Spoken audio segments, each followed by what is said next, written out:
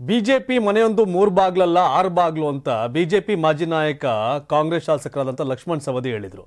But ಇವತ್ತಿನ ಬೆಳವಣಿಗೆ ನೋಡಿದ್ರೆ 6 ಬಾಗ್ಲು ಅಲ್ಲ 16 ಬಾಗ್ಲು ಅಂತ ಗೊತ್ತಾಗುತ್ತೆ. ಯಾಕಂದ್ರೆ ಬಿಜೆಪಿ ಭಿನ್ನಮತ ನಿಲ್ತಾ ಇಲ್ಲ, ದಿನೇ ದಿನೇ ಹೆಚ್ಚಾಗ್ತಿದೆ.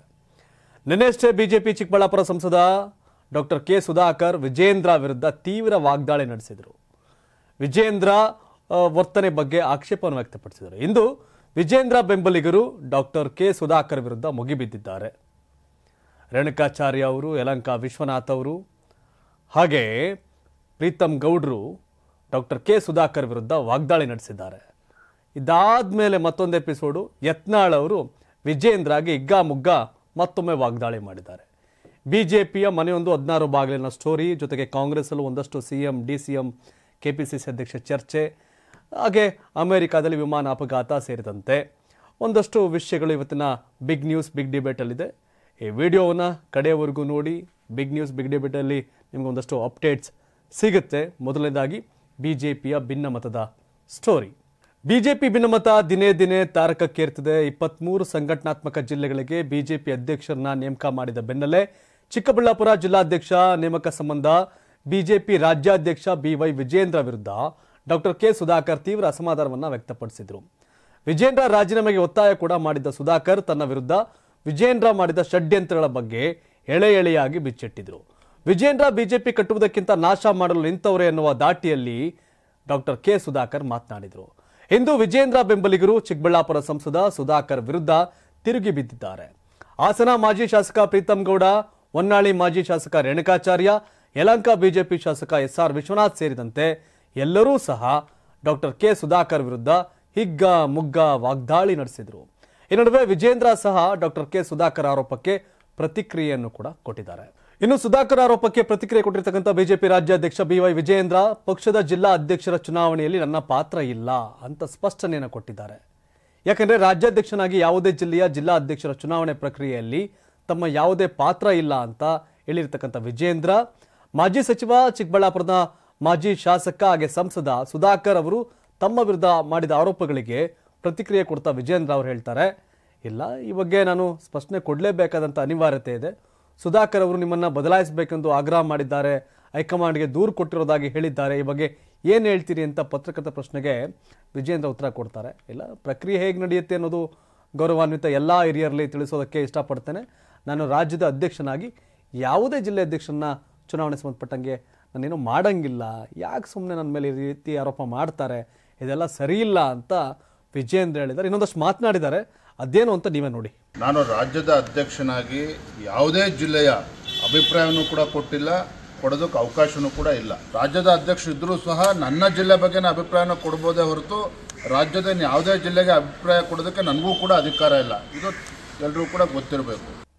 ನೋಡಿದ್ರಲ್ಲ, ವಿಜೇಂದ್ರ ಅವರು ಇಲ್ಲ, ನಂದೇನೋ ಪಾತ್ರ ಇಲ್ಲ, ಅದಕ್ಕೆ ಚುನಾವಣಾಧಿಕಾರಿಯನ್ನು ನೇಮಕ ಮಾಡಿರ್ತೀವಿ, ರಿಟರ್ನಿಂಗ್ ಆಫೀಸರ್ ಇರ್ತಾರೆ, ಸೊ ಹಾಗಾಗಿ ಅವರೆಲ್ಲ ಆಯ್ಕೆ ಮಾಡಿರ್ತಾರೆ, ಇದ್ರಲ್ಲಿ ನಂದೇನು ಪಾತ್ರ ಇಲ್ಲ.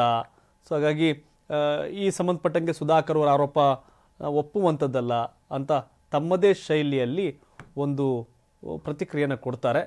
ವಿಜೇಂದ್ರ ಅವರ ಸಾಫ್ಟ್ ರಿಯಾಕ್ಷನ್ ನಂತರ ವಿಜೇಂದ್ರ ಬೆಂಬಲಿಗರು ಒಬ್ಬೊಬ್ಬರಾಗೆ ಬಂದು ಸುಧಾಕರ್ ವಿರುದ್ಧ ಪ್ರೆಸ್ ಮೀಟ್ ಮಾಡಿ ವಾಗ್ದಾಳಿಯನ್ನು ಮಾಡ್ತಾರೆ. ನನಗೆ ಪಬ್ಲಿಕ್ ಟಿವಿ ರಂಗನಾಥ್ ಸರ್ ಕೂಡ ಹೇಳ್ತಾ ಇದ್ರು, ಇಮ್ಮೆಚೂರ್ ಅಧ್ಯಕ್ಷ ಅಂತ ಬಿಗ್ ಬುಲೆಟಿನಲ್ಲಿ. ಯಾಕೆಂದರೆ ವಿಜೇಂದ್ರ ಅವರು ಅಧ್ಯಕ್ಷ ಸ್ಥಾನವನ್ನು ನಿರ್ವಹಣೆ ಮಾಡುವಷ್ಟು ಪ್ರಬುದ್ಧ ಅಲ್ಲ, ಇಮ್ಮೆಚೂರ್. ಕಡಿಮೆ ವಯಸ್ಸಿಗೆ ಯಾವುದೋ ಅಧಿಕಾರ ಸಿಕ್ಬಿಟ್ಟಿದೆ, ಆ ಜವಾಬ್ದಾರಿ ನಿಭಾಯಿಸುವಂಥ ಕೆಪಾಸಿಟಿ ಇಲ್ಲ ಅನ್ನೋ ಮಾತನ್ನು ಪಬ್ಲಿಕ್ ಟಿವಿ ರಂಗನಾಥ್ ಸರ್ ಕೂಡ ಹೇಳ್ತಾ ಇದ್ರು. ಸೊ ಇದೆಲ್ಲವನ್ನೂ ಕೂಡ ಬಿಜೆಪಿಯ ಈ ಭಿನ್ನಮತವನ್ನು ನೋಡ್ತಾ ಇದ್ರೆ, ವಿಜೇಂದ್ರ ನಡವಳಿಕೆಯನ್ನು ನೋಡ್ತಿದ್ರೆ, ವಿಜೇಂದ್ರ ಎಲ್ಲರನ್ನೂ ಈ ರೀತಿ ಮೈ ಮೇಲೆ ಎಳ್ಕೊಂಡಿರೋದು ನೋಡಿದ್ರೆ, ವಿಜೇಂದ್ರ ಅಧ್ಯಕ್ಷ ಸ್ಥಾನವನ್ನು ನಿಭಾಯಿಸುವಲ್ಲಿ ಎಲ್ಲೋ ಒಂದು ರೀತಿ ವಿಫಲರಾಗ್ತಿದ್ದಾರಾ, ಆ ಕೆಪಾಸಿಟಿ ಇಲ್ವಾ, ಮೆಚುರಿಟಿ ಇಲ್ವಾ ಅನ್ನೋ ಪ್ರಶ್ನೆ ಸಹಜವಾಗಿ ಕಾಡುತ್ತೆ. ಬಟ್ ಇದನ್ನ ಯಾವ ರೀತಿ ಹ್ಯಾಂಡಲ್ ಮಾಡಬೇಕು ಅನ್ನೋದು ವಿಜೇಂದ್ರ ಅವ್ರಿಗೆ ಗೊತ್ತಾಗ್ತಿಲ್ವಾ ಅಂತ. ಯಾಕೆಂದರೆ ವಿಜೇಂದ್ರ ಪರವಾಗಿ ಎಲ್ಲೋ ಒಂದಷ್ಟು ಜನ ಹೊರತುಪಡಿಸಿದ್ರೆ ಇನ್ನು ಬಹುತೇಕ ವಿಜೇಂದ್ರ ವಿರುದ್ಧವಾಗಿ ನಿಂತಿದ್ದಾರೆ.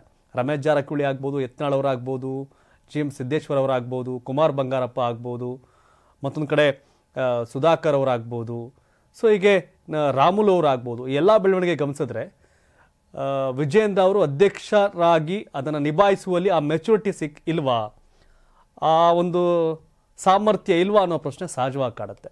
ಇನ್ನೊಂದು ಕಡೆ SR ವಿಶ್ವನಾಥ್ ಯಲಹಂಕ ಶಾಸಕರು ಅವರು ಕೂಡ ತೀವ್ರ ವಾಗ್ದಾಳಿ ನಡೆಸಿದ್ದಾರೆ ಸುಧಾಕರ್ ವಿರುದ್ಧ. ಪಕ್ಷ ಬಿಟ್ಟು ಹೋಗೋದಾದ್ರೂ ಹೋಗಿ, ಯಾಕೆ ವಿಜೇಂದ್ರ ವಿರುದ್ಧ ಇಷ್ಟೆಲ್ಲ ಮಾತನಾಡ್ತೀರಿ ಅಂತ ಹೇಳಿದ್ದಾರೆ.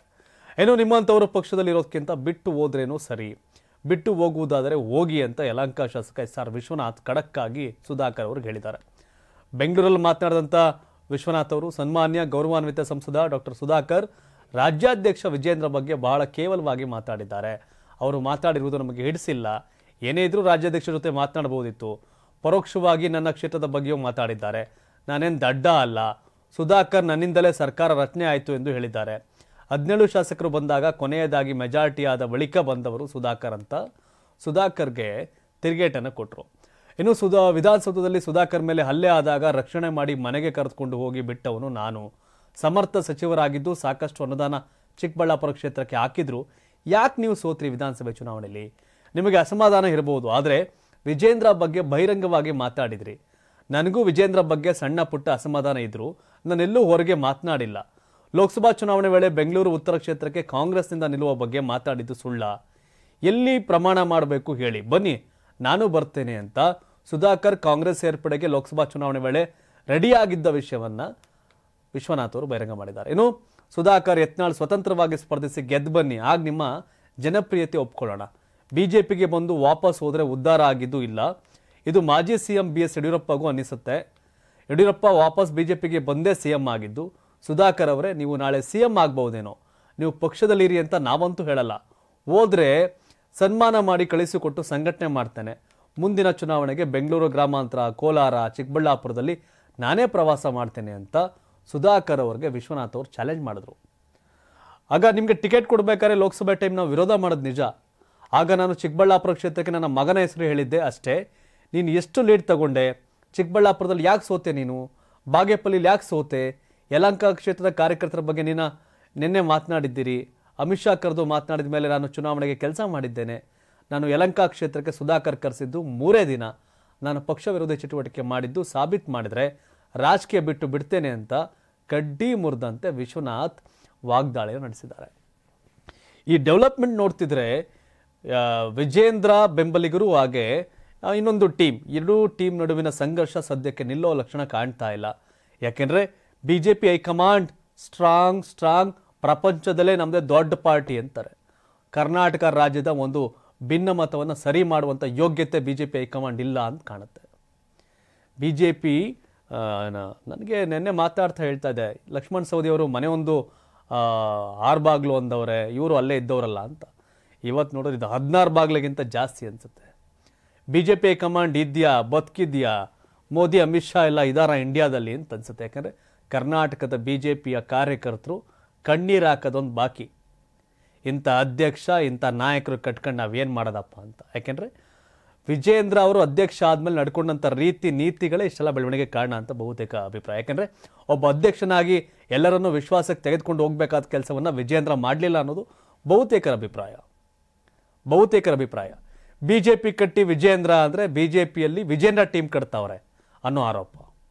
ಇವತ್ತು ವಿಜೇಂದ್ರ ಪರವಾಗಿ ಮಾತಾಡ್ತಿರೋದು ಯಾರು? ವಿಜೇಂದ್ರ ಬೆಂಬಲಿಗರೇ, ವಿಜೇಂದ್ರ ಪರವಾಗಿರೋರೆ. ಇನ್ನೆಲ್ಲರೂ ಮೌನವಾಗಿ ಕೋತ ಅಂತ ಕುದೀತಾವ್ರೆ. ಸುನಿಲ್ ಕುಮಾರ್ ಬಿಡುಗಡೆ ಮಾಡಿ ನನ್ನ ಜನರಲ್ ಸೆಕ್ರೆಟರಿಯಿಂದ ಕೇಳ್ಕೊಂಡವ್ರೆ. ಆಗಲೇ ಬೊಮ್ಮಾಯಿ ಅವರು, DV ಸದಾನಂದ ಗೌಡರು, ಅಶ್ವಥ್ ನಾರಾಯಣ, ಅಶೋಕ್ ಎಲ್ಲ ಒಂದು ಕಡೆ ಮತ್ತೊಂದು ಕಡೆ ಟೀಮ್ ಮೀಟಿಂಗ್ ಮಾಡಿದ್ದಾರೆ. ಇವೆಲ್ಲ ನೋಡಿದಾಗ ಬಿಜೆಪಿ ರಾಜ್ಯಾಧ್ಯಕ್ಷ ಆಗಿ ಕೆಲಸ ಮಾಡೋಕ್ಕಿಂತ ವಿಜೇಂದ್ರ ಒಂದು ತಂಡದ ನಾಯಕನ ಕೆಲಸ ಮಾಡ್ತಿದ್ದಾರೆ ಅಂತ ಅನ್ಸುತ್ತೆ. ಇನ್ನು ಮತ್ತೊಂದು ವಿಜೇಂದ್ರ ಬೆಂಬಲಿಗ ರೇಣುಕಾಚಾರ್ಯ ಕೂಡ ಮಾತನಾಡಿದ್ದಾರೆ ಸುಧಾಕರ್ ಬಗ್ಗೆ. ಏನಂತ? ಸಚಿವನಾಗಿದ್ದಾಗ ಮಾಡಬಾರ್ದು ಮಾಡಿದ್ದೀಯಾ, ನಿನ್ನ ಬಂಡವಾಳ ಬಯಲು ಮಾಡಿರ್ತೀನಿ ಅಂತ ಸುಧಾಕರ್ಗೆ ರೇಣುಕಾಚಾರ್ಯ ಟ್ಯಾಂಕ್ ಕೊಟ್ಟವ್ರೆ. ನೀನು ಸಚಿವನಾಗಿದ್ದಾಗ ಮಾಡಬಾರ್ದು ಮಾಡಿದ್ದೀಯಾ, ನಿನ್ನ ಬಂಡವಾಳ ಬಯಲು ಮಾಡ್ತೀನಿ ಅಂತ ರೇಣುಕಾಚಾರ್ಯ ಸುಧಾಕರ್ ವಿರುದ್ಧ ಏಕವಚನದಲ್ಲೇ ವಾಗ್ದಾಳಿ ನಡೆಸಿದ್ದಾರೆ. ದಾವಣಗೆರೆಯಲ್ಲಿ ಮಾತನಾಡಿದ ರೇಣುಕಾಚಾರ್ಯ, ಬಿಜೆಪಿ ರಾಜ್ಯಾಧ್ಯಕ್ಷ ವಿಜೇಂದ್ರ ವಿರುದ್ಧ ಮಾತಾಡಿದ್ದ ಡಾಕ್ಟರ್ ಸುಧಾಕರ್ ವಿಚಾರಕ್ಕೆ ಪ್ರತಿಕ್ರಿಯೆ ಕೊಟ್ಟರು. ನೀನು ಕಾಂಗ್ರೆಸ್ಸಲ್ಲಿ ಸಚಿವ ಸ್ಥಾನಕ್ಕೆ ಪಟ್ಟು ಹಿಡಿದು ಸ್ಥಾನ ಕೊಡ್ತಿದ್ದಕ್ಕೆ ಮುಂಬೈಗೆ ಹೋಗಿ ಬಂದೆ.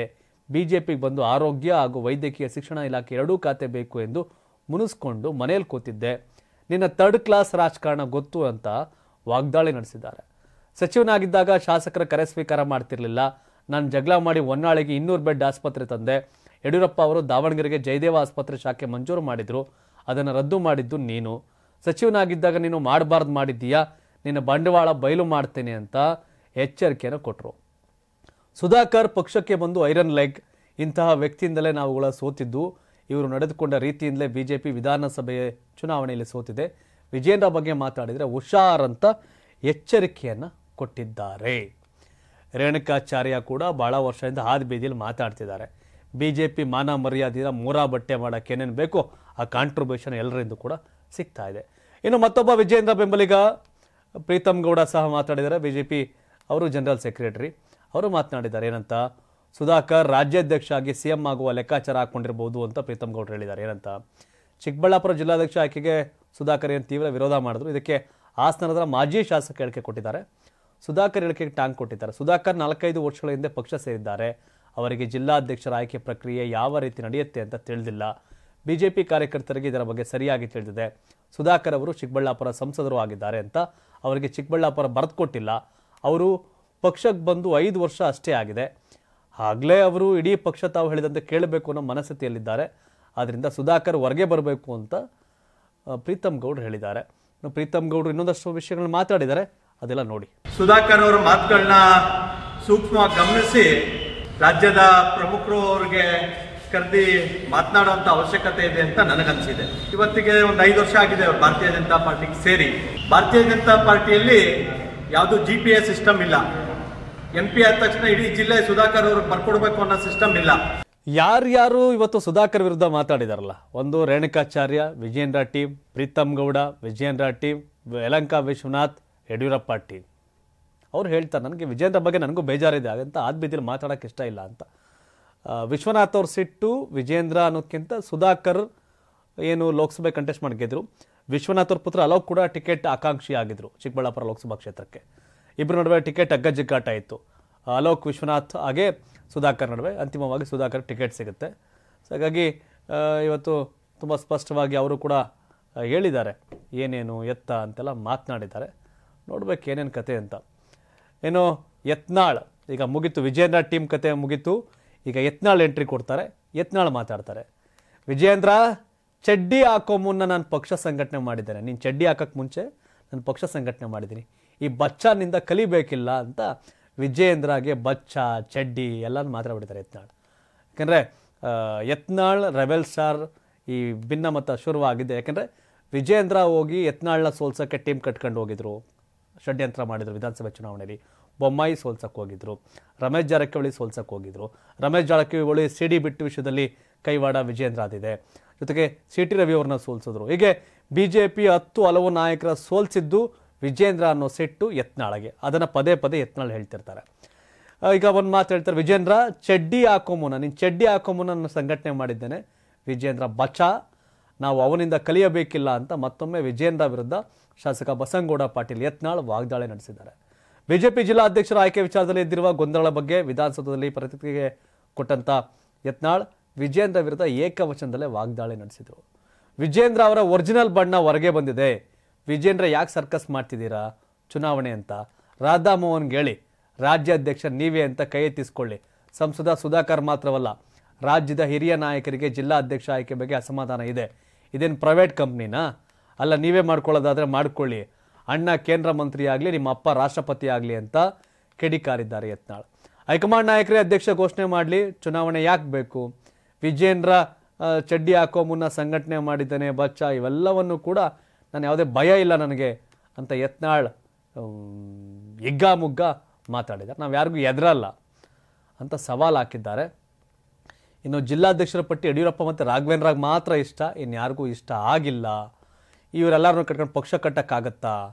ಮಾಜಿ KJP ಒಳಗೆ ಇರೋರಿಗೆ, ಒಗಳು ಭಟ್ಟರಿಗೆ, ಅಡ್ಜಸ್ಟ್ಮೆಂಟ್ ಮಾಡೋರಿಗೆ ಸ್ಥಾನಮಾನ ಕೊಡ್ತಿದ್ದಾರೆ. ಉಸ್ತುವಾರಿ ರಾಧಾ ಮೋಹನ್ ದಾಸ್ ಕೂಡ ಪಕ್ಷಪಾತಿ ಆಗಿದ್ದಾರೆ.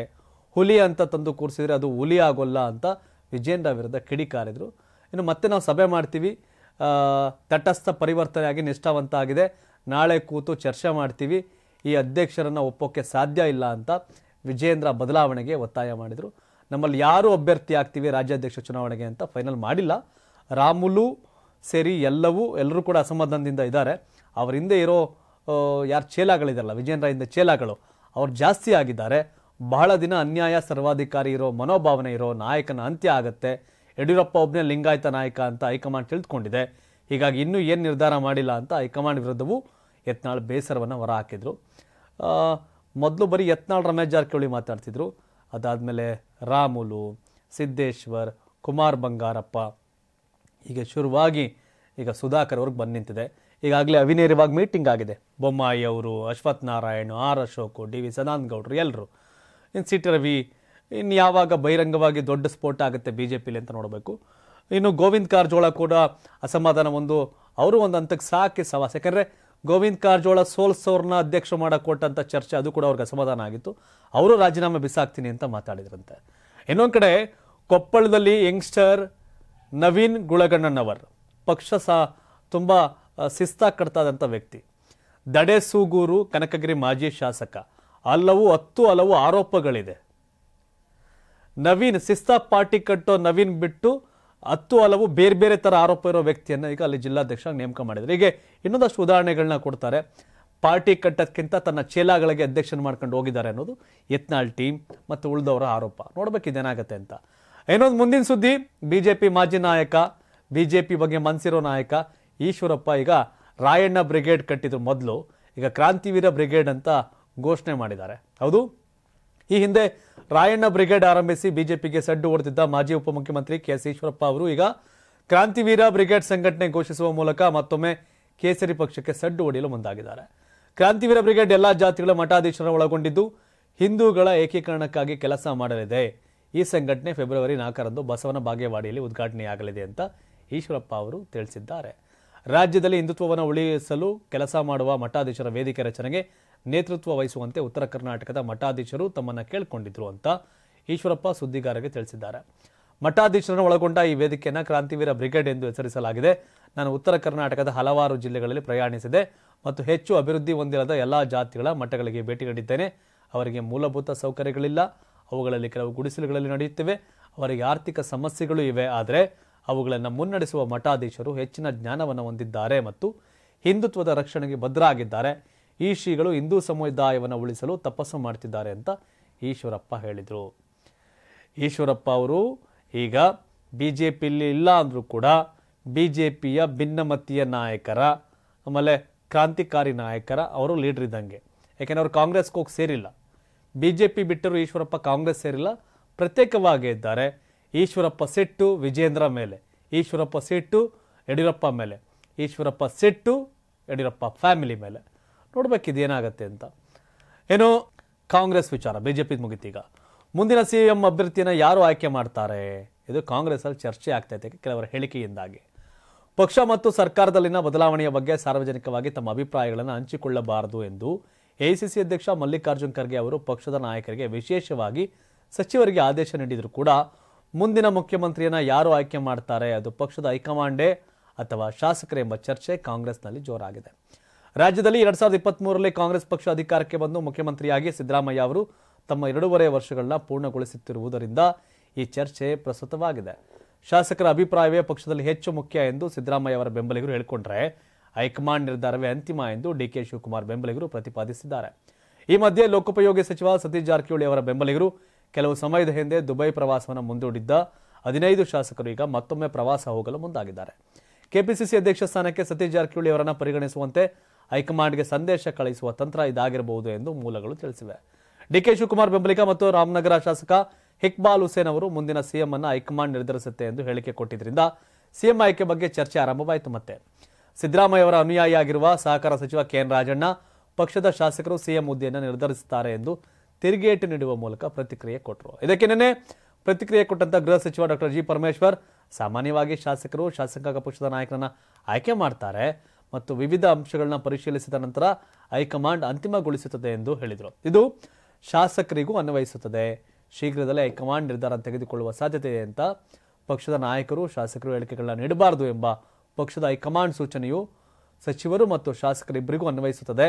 ಹೈಕಮಾಂಡ್ ಮೊದಲು ಶಾಸಕರ ಅಭಿಪ್ರಾಯವನ್ನು ತೆಗೆದುಕೊಂಡು ಬಹುಮತದ ಅಭಿಪ್ರಾಯದಂತೆ ಮುಖ್ಯಮಂತ್ರಿಗಳನ್ನ ಆಯ್ಕೆ ಮಾಡಬಹುದು, ಇತರ ಅಂಶಗಳನ್ನು ಪರಿಶೀಲಿಸಿ ಸಿಎಂ ಘೋಷಿಸಬಹುದು ಅಂತ ಪರಮೇಶ್ವರ್ ಹೇಳಿದರು. ಈ ಮೂಲಕ ಹೈಕಮಾಂಡೇ ನಿರ್ಧಾರ ಮಾಡಲ್ಲ, ಶಾಸಕರ ನಿರ್ಧಾರ ಅಂತಿಮ ಅನ್ನೋದನ್ನು ರಾಜಣ್ಣ ಅಂಡ್ ಪರಮೇಶ್ವರ್ ಪ್ರತಿಪಾದಿಸ್ತಾ ಇದ್ದಾರೆ. ಆದರೆ ಡಿ ಕೆ ಶಿವಕುಮಾರ್ ನಾನು ಮುಖ್ಯಮಂತ್ರಿ ಆಗೇ ತೀರ್ತೀನಿ, ನನ್ನ ಮುಖ್ಯಮಂತ್ರಿ ಮಾಡೇ ಮಾಡ್ತಾರೆ, ನನ್ನನ್ನು ಮುಖ್ಯಮಂತ್ರಿ ಮಾಡೋದು ಹೈಕಮಾಂಡ್ ಅಂತ ವಿಶ್ವಾಸದಲ್ಲಿದ್ದಾರೆ. ಯಾಕೆಂದರೆ ಕಳೆದ ವಿಧಾನಸಭೆ ಚುನಾವಣೆಯಲ್ಲಿ ಕಾಂಗ್ರೆಸ್ 135 ಸ್ಥಾನ ಬರಲಿಕ್ಕೆ ಕಾರಣ ಸಿದ್ದರಾಮಯ್ಯ ಮತ್ತು ಡಿ ಕೆ ಶಿವಕುಮಾರ್. ಇನ್ಯಾರು ಟವಲ್ ಹಾಕ್ಲಿಕ್ಕೆ ಈ ಟರ್ಮಲ್ಲಿ ಯಾವುದೇ ರೀತಿಯ ಮಾರಲ್ ರೈಟ್ಸ್ ಇಲ್ಲ ಅಂತ ಹೇಳ್ಬೋದು. ಯಾಕೆಂದರೆ KPCC ಅಧ್ಯಕ್ಷ ಆಗಿದ್ದು ಡಿ ಕೆ ಶಿವಕುಮಾರ್, ಸಂಘಟನೆ ಮಾಡಿದ್ದು ಡಿ ಕೆ ಶಿವಕುಮಾರ್, KPCC ಅಧ್ಯಕ್ಷನೂ ಕೂಡ ಬರೀ ಸಿದ್ದರಾಮಯ್ಯ ಅಷ್ಟಲ್ಲ, ಅಧ್ಯಕ್ಷನೂ ಕೂಡ ಸಂಘಟನೆ ಮಾಡಿ ಸೀಟ್ ಗೆಲ್ಲಿಸ್ಬೋದು ಅಂತ ಪ್ರೂವ್ ಮಾಡಿದ್ದು ಡಿ ಕೆ ಶಿವಕುಮಾರ್. ಹಾಗಾಗಿ ಡಿ ಕೆ ಶಿವಕುಮಾರ್ ಕ್ಲೈಮ್ ಮಾಡೋದ್ರಲ್ಲಿ, ಕೇಳೋದ್ರಲ್ಲಿ, ಡಿಮ್ಯಾಂಡ್ ಮಾಡೋದ್ರಲ್ಲಿ ತಪ್ಪಿಲ್ಲ ಕಾಂಗ್ರೆಸ್ಸಲ್ಲಿ. D K Shivakumar party man, ಪಕ್ಷ ಹೇಳ್ದಂಗೆ ಪಕ್ಷ ಲೈನ್ ಕ್ರಾಸ್ ಮಾಡಲ್ಲ ಅಂತಿದ್ದಾರೆ. ಬಟ್ ನವೆಂಬರ್ ಆದಮೇಲೆ ಕಾಂಗ್ರೆಸ್ಸಲ್ಲಿ ಶುರುವಾಗುತ್ತೆ ಆಟಗಳು, ನೋಡೋಣ. ಏನೋ ಸಿದ್ದರಾಮಯ್ಯನವರು ಕ್ಯಾಬಿನೆಟ್ ಸಭೆ ನಡೀತು, ಇದರಲ್ಲಿ ಮೈಕ್ರೋ ಫೈನಾನ್ಸ್ ಕೇಳಕ್ಕೆ ಬ್ರೇಕ್ ಹಾಕಿದ್ದಾರೆ. ಸುಗ್ರೀವಾಜ್ಞೆಗೆ ಸಚಿವ ಸಂಪುಟ ಅನುಮೋದನೆಯನ್ನು ಕೊಟ್ಟಿದೆ. ರಾಜ್ಯದಲ್ಲಿ ಮೈಕ್ರೋ ಫೈನಾನ್ಸ್ ಸಂಸ್ಥೆಗಳು ಸಾರ್ವಜನಿಕರಿಗೆ ನಡೆಯುತ್ತಿರುವ ಕಿರುಕುಳ ದಿನದಿಂದ ದಿನಕ್ಕೆ ಹೆಚ್ಚುತ್ತಿದ್ದು, ಇದಕ್ಕೆ ಕಡಿವಾಣ ಹಾಕಲು ನಿರ್ಧರಿಸಿರುವ ರಾಜ್ಯ ಸರ್ಕಾರ ಈ ನಿಟ್ಟಿನಲ್ಲಿ ಸುಗ್ರೀವಾಜ್ಞೆ ತರಲು ಗುರುವಾರ ಸಚಿವ ಸಂಪುಟ ಸಭೆ ಅನುಮೋದನೆ ನೀಡಿದೆ. ಇಂದು ವಿಧಾನಸೌಧದಲ್ಲಿ ಮುಖ್ಯಮಂತ್ರಿ ಸಿದ್ದರಾಮಯ್ಯ ನೇತೃತ್ವದಲ್ಲಿ ನಡೆದ ಸಚಿವ ಸಂಪುಟ ಸಭೆಯಲ್ಲಿ ಮೈಕ್ರೋ ಫೈನಾನ್ಸ್ ಸಂಸ್ಥೆಗಳನ್ನು ನಿಯಂತ್ರಿಸುವ ನಿಟ್ಟಿನಲ್ಲಿ ಹೊಸದಾಗಿ ಜಾರಿಗೆ ತರುವ ಮಸೂದೆಗೆ ಒಪ್ಪಿಗೆ ನೀಡಲಾಗಿದೆ. ಸಚಿವ ಸಂಪುಟ ಸಭೆ ಬಳಿಕ ಸುದ್ದಿಗೋಷ್ಠಿ ಉದ್ದೇಶಿಸಿ ಮಾತನಾಡಿದ ಕಾನೂನು ಮತ್ತು ಸಂಸದೀಯ ಸಚಿವ HK ಪಾಟೀಲ್ ಅವರು ಫೈನಾನ್ಸ್ಗಳಿಗೆ ಕಡಿವಾಣ ಹಾಕಲು ಸುಗ್ರೀವಾಜ್ಞೆಗೆ ಸಚಿವ ಸಂಪುಟ ಒಪ್ಪಿಗೆ ಸೂಚಿಸಿದೆ ಅಂತ ಹೇಳಿದರು. ಅಮಾನೀಯವಾಗಿ ಮೈಕ್ರೋ ಫೈನಾನ್ಸ್ನಿಂದ ಸಾಲ ವಸೂಲಿ ಆಗುತ್ತಿದೆ. ಇಂದು ಕೂಡ ಆತ್ಮಹತ್ಯೆ ಪ್ರಕರಣ ವರದಿಯಾಗಿದ್ದು, ಮಸೂದೆ ತರಲು ತೀರ್ಮಾನಿಸಿ ಕೆಲವು ತಾಂತ್ರಿಕ ಅಂಶಗಳ ಬಗ್ಗೆ ಚರ್ಚಿಸಿದ್ದೇವೆ. ಇಂದು ಸಂಜೆ 4 ಗಂಟೆಗೆ ಮುಖ್ಯಮಂತ್ರಿಗಳು ಹಿರಿಯ ಸಚಿವರ ಸಭೆ ಕರೆದಿದ್ದಾರೆ. ಕೆಲವು ಮಹತ್ವದ ವಿಚಾರ ಇರೋದ್ರಿಂದ ಸಭೆ ಮಾಡ್ತಿದ್ದೇವೆ ಅಂತ ಆ ಸಭೆ ನಂತರ ಕೂಡ ಮಾತನಾಡಿದ್ರು. ಮಸೂದೆಗೆ ಸ್ಪಷ್ಟ ಚಿತ್ರಣ ನೀಡುತ್ತೇವೆ ಅಂತ ತಿಳಿಸಿದರು. ಸುಗ್ರೀವಾಜ್ಞೆ ತರಲು ಸಿಎಂಗೆ ಸಚಿವ ಸಂಪುಟ ಅಧಿಕಾರವನ್ನು ನೀಡಿದೆ. ಸಿಎಂ ಜೊತೆ ಸಭೆಯ ಬಳಿಕ ಕಾನೂನಾತ್ಮಕವಾಗಿ ತೀರ್ಮಾನ ಆಗಲಿದೆ. ಸಚಿವ ಸಂಪುಟ ಸಭೆಯಲ್ಲಿ ಸಂಪೂರ್ಣ ಅಧಿಕಾರ ಸಿಎಂ ಅವರಿಗೆ ನೀಡಲಾಗಿದೆ. ನಮ್ಮಲ್ಲಿರುವ ಕಾನೂನುಗಳು ಕೆಲವು ಪ್ಲಸ್ ಆಗಲಿವೆ, ಕೆಲವು ಮೈನಸ್ ಆಗ್ತವೆ. ಹೀಗಾಗಿ ಕಾನೂನಾತ್ಮಕ ತೀರ್ಮಾನಕ್ಕೆ ಸಭೆ ಕರೆಯಲಾಗಿದೆ ಅಂತ HK ಪಾಟೀಲ್ ತಿಳಿಸಿದರು. ಸುಗ್ರೀವಾಜ್ಞೆ ತರೋದು ಫಿಕ್ಸ್. ಹಾಗಾಗಿ ಈ ಮೈಕ್ರೋ ಫೈನಾನ್ಸ್ಗೆ ಕಡಿವಾಣ ಹಾಕ್ತಿದ್ದಾರೆ. ಮೈಕ್ರೋ ಫೈನಾನ್ಸ್ಗೆ ಕಡಿವಾಣ ಹಾಕಿದ್ರೆ ಸಾಲ ಕರೆಕ್ಟಾಗಿ ಯಾರು ಕಟ್ತಾರೋ ಅವ್ರು ಸಾಲ ಕೊಡ್ತಾರೆ. ಸಾಲ ಕಟ್ತಿರೋ ಸಾಲ ಸಿಗಲ್ಲ. ಆಗ ಅವರು 5 ರೂಪಾಯಿ ಬಡ್ಡಿ, 10 ರೂಪಾಯಿ ಬಡ್ಡಿ, ಚಕ್ರ ಬಡ್ಡಿಗೆ ಹೋಗಬೇಕಾಗತ್ತೆ. ಮತ್ತೊಂದು ರೀತಿಯ ಸಮಸ್ಯೆಗೆ ಜನ ಸಿಲುಕ್ತಾರೆ. ಹಾಗಾಗಿ ಗೊತ್ತಿಲ್ಲ ಇದು ಹೆಂಗೆ ಅಂತ, ಏನಾಗುತ್ತೆ ಅಂತ. ಇನ್ನು ಮಹಾತ್ಮ ಗಾಂಧಿಯವರ ಪುಣ್ಯಸ್ಮರಣೆ ಕಾರ್ಯಕ್ರಮ ನಡೀತು. ಸೊ ಮಹಾತ್ಮ ಗಾಂಧೀಜಿ ಪುಣ್ಯಸ್ಮರಣೆ ಕಾರ್ಯಕ್ರಮದಲ್ಲಿ ಗಾಂಧಿ ಕೊಂದವರನ್ನ BJP RSS ಹೊಗಳಿ ಪೂಜಿಸುತ್ತಿದೆ ಅಂತ ಸಿದ್ದರಾಮಯ್ಯ ಆಕ್ರೋಶವನ್ನು ವ್ಯಕ್ತಪಡಿಸಿದರು. ರಾಷ್ಟ್ರಪಿತ ಮಹಾತ್ಮ ಗಾಂಧೀಜಿಯವರ 77ನೇ ಪುಣ್ಯಸ್ಮರಣೆ ಹಿನ್ನೆಲೆಯಲ್ಲಿ ಮುಖ್ಯಮಂತ್ರಿ ಸಿದ್ದರಾಮಯ್ಯ ಅವರು ಕಾಂಗ್ರೆಸ್ ನಾಯಕರೊಂದಿಗೆ ವಿಧಾನಸೌಧದ ಆವರಣದಲ್ಲಿರುವ ಗಾಂಧಿ ಪ್ರತಿಮೆಗೆ ಪುಷ್ಪ ನಮನ ಸಲ್ಲಿಸಿದರು. ಈ ವೇಳೆ ವಿಧಾನ ಪರಿಷತ್ ಸಭಾಪತಿ ಬಸವರಾಜ ಹೊರಟ್ಟಿ, ಶಾಸಕರು, ಗಣ್ಯರು ಉಪಸ್ಥಿತರಿದ್ದರು. ಈ ಸಂದರ್ಭದಲ್ಲಿ ಮಾತನಾಡಿದ ಸಿದ್ದರಾಮಯ್ಯ, ಜನವರಿ 30ರಂದು ಮಹಾತ್ಮ ಗಾಂಧಿಯವರ ಹತ್ಯೆ ಆಯಿತು ಮತ್ತು ಇದು ಅತ್ಯಂತ ದುಃಖದ ದಿನವಾಗಿದೆ. ಮಹಾತ್ಮ ಗಾಂಧಿಯವರು ದೇಶಕ್ಕಾಗಿ ಬಿಟ್ಟು ಹೋದ ಸಿದ್ಧಾಂತಗಳನ್ನು ನಾವು ಗೌರವಿಸಬೇಕು ಅಂತ ಹೇಳಿದರು. ಮಹಾತ್ಮ ಗಾಂಧಿ ಯಾವಾಗಲೂ ಎಲ್ಲ ಧರ್ಮಗಳೊಂದಿಗೆ ಸಹಿಷ್ಣುತೆಯನ್ನು ಕಲಿಸಿದರು. ಮಹಾತ್ಮ ಗಾಂಧಿ ಮತ್ತು ಡಾಕ್ಟರ್ BR ಅಂಬೇಡ್ಕರ್ ಅವರು ಸಂವಿಧಾನದಲ್ಲಿ ಹೇಳಿರುವ ವಿವಿಧತೆಯಲ್ಲಿ ಏಕತೆಯನ್ನು ಹೊಂದಿರುವ ದೇಶ ನಮ್ಮದು. ಯಾವುದೇ ಜಾತಿ, ಧರ್ಮ ಉತ್ತಮ ಅಥವಾ ಕೀಳಲ್ಲ. ಆಧುನಿಕ ಭಾರತದಲ್ಲಿ ಈ ಮೌಲ್ಯಗಳನ್ನು ಸಂರಕ್ಷಿಸಬೇಕಿದೆ ಅಂತ ಹೇಳಿದರು. ಕಳೆದ ಕೆಲವು ವರ್ಷಗಳಿಂದ ಸಂವಿಧಾನ ವಿರೋಧಿ, ಒಕ್ಕೂಟ ವ್ಯವಸ್ಥೆಯ ವಿರೋಧಿ ಶಕ್ತಿಗಳು ದೇಶವನ್ನು ಹಾಳು ಮಾಡಲು ಯತ್ನಿಸುತ್ತಿವೆ. ಮಹಾತ್ಮ ಗಾಂಧಿ ಮತ್ತು ಅಂಬೇಡ್ಕರ್ ವಿರೋಧಿಸಿದ ದೇಶದಲ್ಲಿ ಒಂದು ಧರ್ಮ, ಒಂದು ಭಾಷೆ ಮತ್ತು ಒಂದು ಸಂಸ್ಕೃತಿಯನ್ನು ಜಾರಿಗೆ ತರುವುದು BJP ಮತ್ತು RSS ಹೇಳುತ್ತಿವೆ. ಸಂವಿಧಾನ ಮತ್ತು ಒಕ್ಕೂಟ ವ್ಯವಸ್ಥೆಯನ್ನು ಉಳಿಸಬೇಕು. ಕಾಂಗ್ರೆಸ್ ಇದಕ್ಕಾಗಿ ಹೋರಾಡುತ್ತಿದೆ. ಇದು ಈ ಸಮಯದಲ್ಲಿ ಬಹಳ ಮುಖ್ಯ ಮತ್ತು ಅವಶ್ಯಕವಾಗಿದೆ ಅಂತ ಸಿದ್ದರಾಮಯ್ಯನವರು ಹೇಳಿದರು.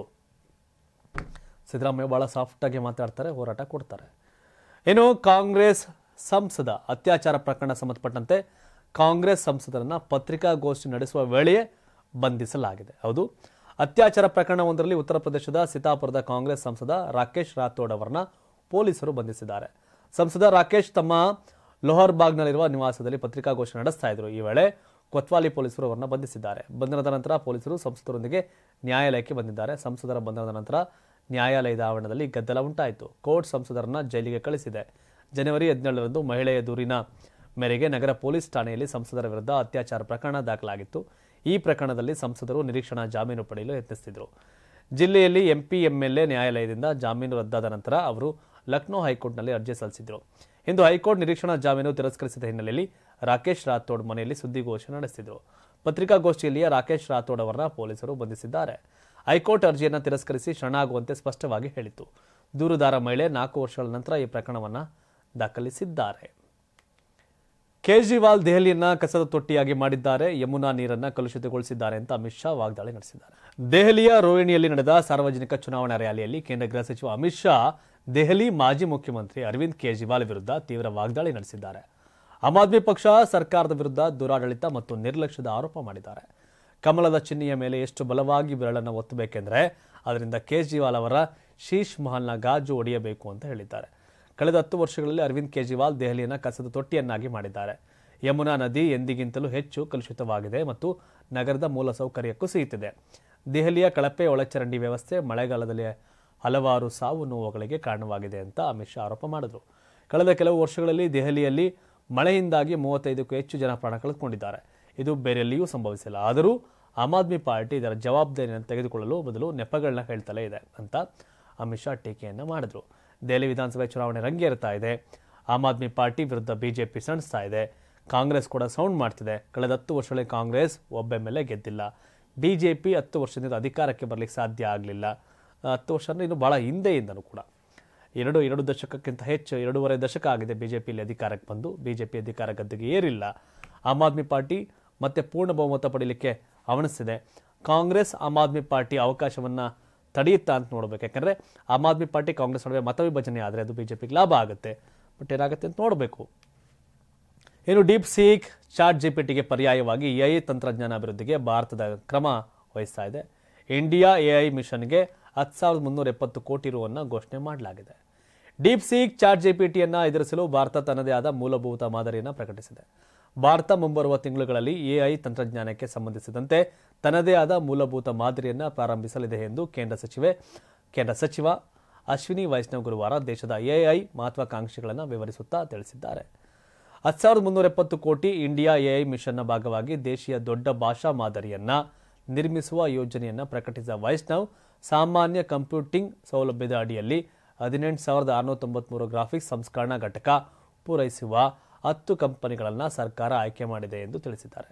ಇಂಡಿಯನ್ ಎಕ್ಸ್‌ಪ್ರೆಸ್ ಪ್ರಕಾರ ಇರಾನ್ ಅಂದಾನಿ ಗ್ರೂಪ್ ಬೆಂಬಲಿತ ಯೋಟ್ಟಾ ಜಿಯೋ ಪ್ಲಾಟ್ಫಾರ್ಮ್ಗಳು, ಟಾಟಾ ಕಮ್ಯುನಿಕೇಷನ್ಸ್, E2E ನೆಟ್ವರ್ಕ್ಗಳು, ಸಿಎಂಎಸ್ ಕಂಪ್ಯೂಟರ್ಗಳು, ಸಿಟಿಆರ್ಎಲ್ಎಸ್ ಡೇಟಾ ಸೆಂಟರ್ಗಳು, Locuz enterprises solutions, NxtGen data center, Orient technologies ಮತ್ತು ವೆನ್ಸಿಸ್ಕೋ ಟೆಕ್ನಾಲಜೀಸ್ ಕಂಪನಿಗಳು ಸೇರಿವೆ. ಕಳೆದ 1.5 ವರ್ಷಗಳಲ್ಲಿ ನಮ್ಮ ತಂಡಗಳು ಸ್ಟಾರ್ಟ್ಅಪ್ಗಳು, ಸಂಶೋಧಕರು, ಪ್ರಾಧ್ಯಾಪಕರು ಮುಂತಾದವರೊಂದಿಗೆ ನಿಕಟವಾಗಿ ಕೆಲಸ ಮಾಡ್ತಿದ್ದೇವೆ ಎಂದು ನಮ್ಮದೇ ಆದ ಮೂಲಭೂತ ಮಾದರಿಯನ್ನು ಅಭಿವೃದ್ಧಿಪಡಿಸಲು ನಾವು ಪ್ರಸ್ತಾಪಗಳನ್ನು ಸ್ವೀಕರಿಸಿದ್ದೇವೆ.